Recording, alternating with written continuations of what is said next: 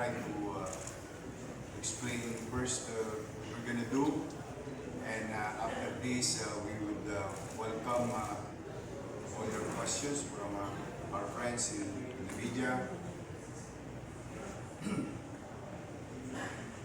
Again, good morning to especially to the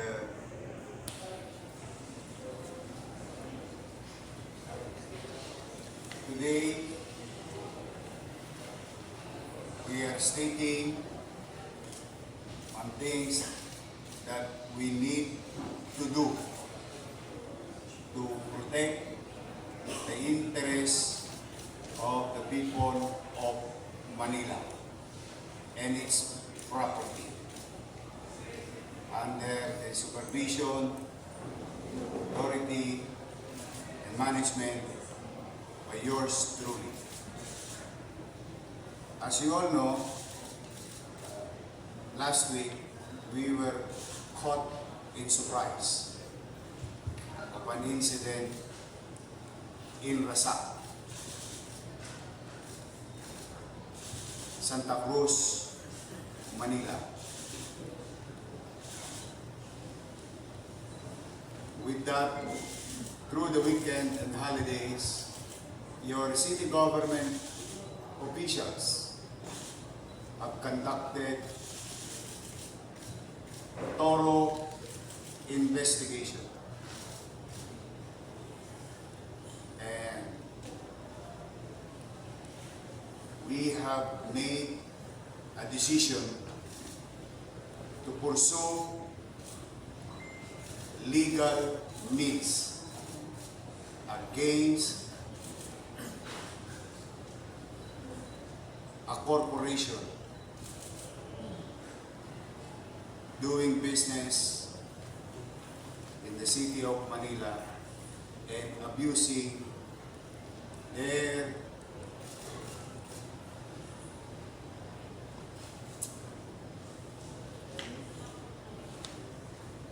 business practice,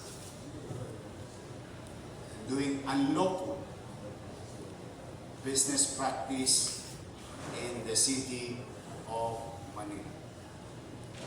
Now,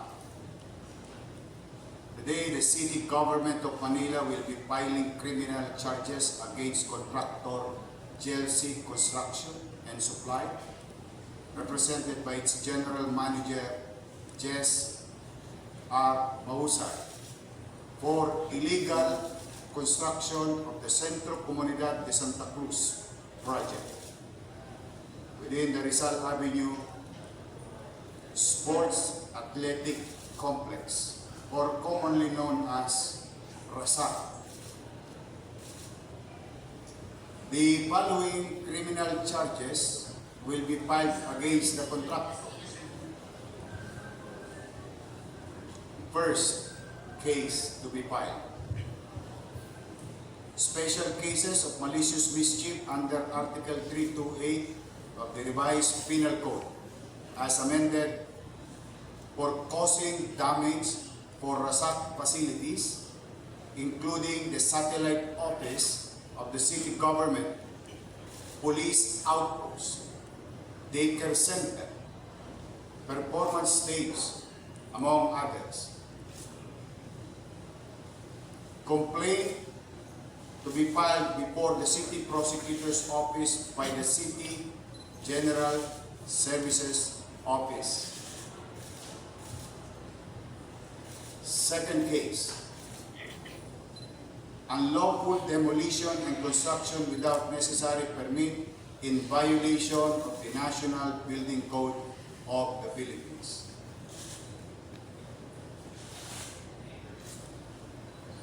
On what ground?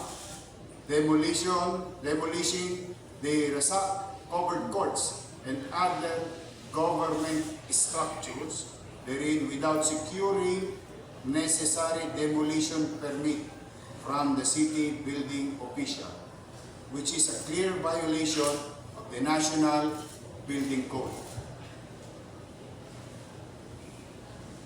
Started constructing the multipurpose project without coordinating with the local government of Manila as instructed by the local government code.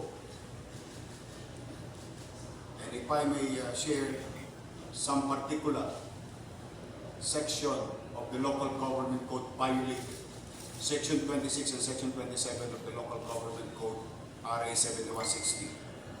And for failing to secure building permit from the city building official, which is again a clear violation of the National Building Code.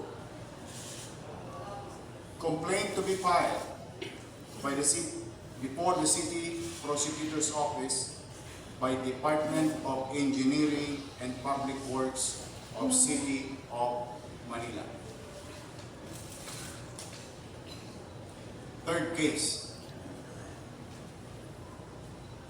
unauthorized taking of government facility in violation of the Republic Act number 10344 or 10344, or the Risk Reduction and Preparedness Equipment Protection Act, for demolishing the Rasak facility, which has been an important location for evacuations and humanitarian purposes. The same facility is used as evacuation centers or center in times of disasters, fires, and other calamities. And as you all know also, if I may refresh your memory, it was utilized during the time of pandemic for our homeless individual exposed to COVID-19 in the streets of Manila. Complaint to be filed before the City Prosecutor's Office by the Manila City Disaster Risk Reduction and Management Office, or NCDRRMO. Pangapat, the civil aspect of the crimes mentioned above will be filed separately. The City Government of Manila has filed a demand letter with GLC Construction and Supply Incorporated for illegally demolishing or demolished government structures and facility, which is owned by the city government of Manila. And at the time of construction, especially at the time of Mayor Alfredo S. Lim, the value of it is 10.4 million pesos.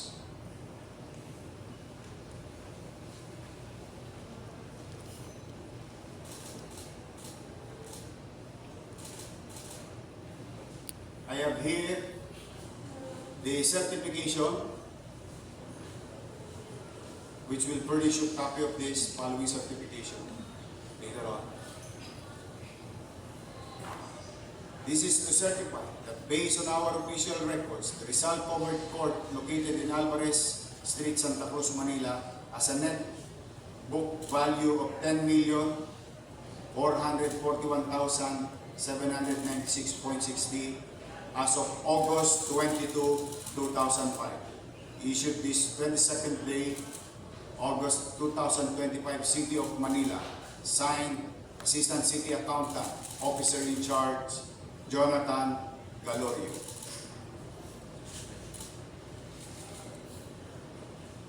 Another certification from OBO, Office of the Building Official.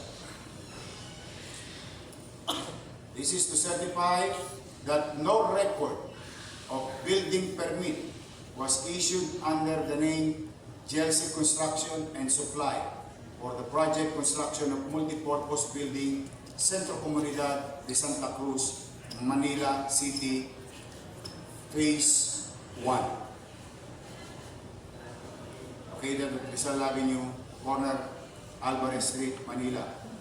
As stated in the National Building Code of the Philippines, Presidential Decree number 1096, Chapter 3, Permits and Inspection, Section 301 of the Building Permits. No person, firm, or corporation, including any agency or instrumentality of government, shall erect, construct, alter, repair, move, convert, or demolish any building or structure or cause the same to be done without first obtaining the building permit, therefore from the building official assigned in the place where the subject building is located or the building work is to be done. Signed, Manila Building Official, Rogelio Vicente. This is the certification.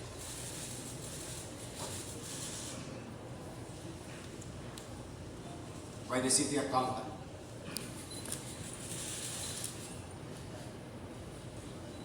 Third certification.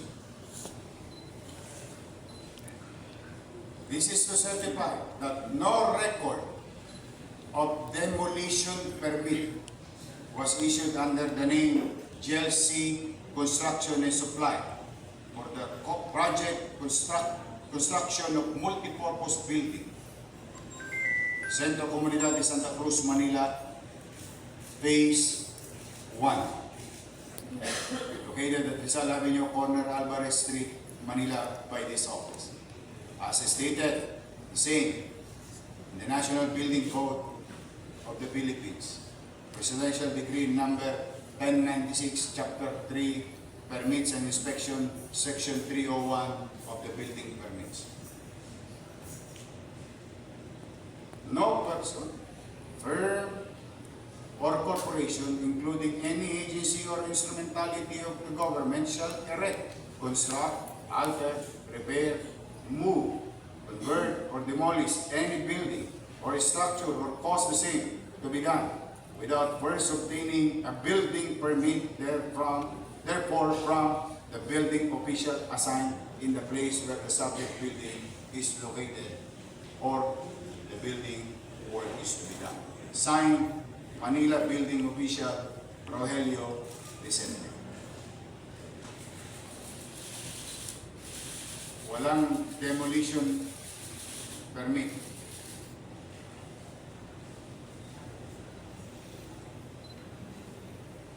Walang building permit.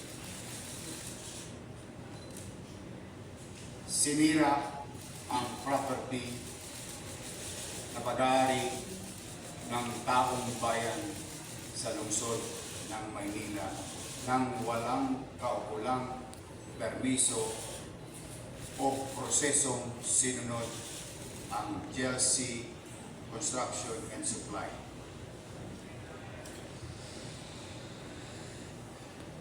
This afternoon, we will file cases against these people as mentioned with regard to the violation, criminal charges, and civil. Thank you for your time. I may now entertain some of your questions. Been asking also for purposes of clarity and guidance of everyone. Again, to our friends in the media and the bloggers who are here, thank you very much for your time. Thank you for helping us communicate the course of action of your city government. Loobin nawa ng Diyos, magtagumpay tayo at papanagutin natin ang mga taong umabuso sa mga pasilidad at pagawaing bayan at pondo ng bayan sa lungsod ng Maynila. Magandang araw at pagpalain nawa kayo ng Omega. Maraming salamat.